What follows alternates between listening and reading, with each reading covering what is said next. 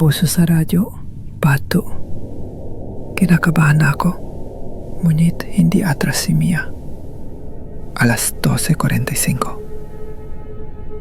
May bahayang ingay ng mga paa sa lumasaig sa second floor. Nagmamadali.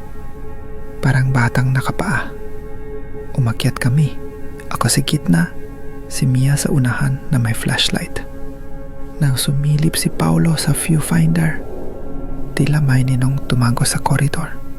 Pero nang i-rewind niya ang clip, wala. Nilamig ang batok ko. Tinanong ko si Mia, "Narinig mo?" "Footsteps lang yon," sabi niya. Kahit nanginginig ang boses. Sa paglingon namin pabalik, nakasabit na sa doorknob ang lumang name tag na metal. Child Vaccination, Linggo ng Kabataan, 1984. Hindi namin yon dala nang pumasok kami. Pumalik si Mang Berto bandang 1:00. Imedya dala ang kapirasong tsinelas na pambata. Pinaupo namin siya. "Kilala niyo ba si Ligaya?" tanong niya. Anak ng dating helper dito. Nalaglag raw sa likod na poso. Naghihintay pa rin yan ng kalaro. Sabi raw na matatanda tuwing alas 12. May broadcast siyang ginagawa. Hinahanap ang mga batang nawawala. Natigilan si Jessa. Pinuga niya ang hangin. Yan pala ang boses. Alas 2:11. Biglang namatay ang ilaw sa hallway.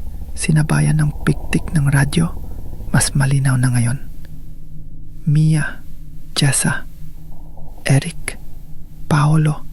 Nagsisimula na ang laro. Napaluno kaming 4. Hindi namin sinabi ang aming mga pangalan kanina. Saka namin napansin. Wala si Paolo. Naiwan namin siyang nag-i-adjust ng lens sa operating room. Pumalik kami sa ibaba. Amoy kloro at kalawang ang hangin. Pinuksan ni Mia ang pintuan. Tumambad ang operating table na kinakalawang. Sa dulo, nakaharap sa kisame, nakabukas ang kamera ni Paolo. Nasa viewfinder, nakahiga si Paolo.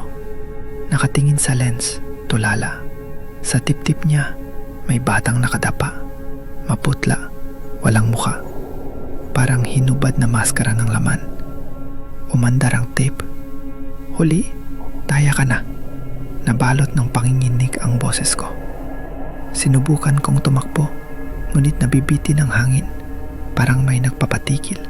Hinila kami ni Mia palabas. Hila buhol ang paghinga. Patakbo kaming lumabas sa side door papuntang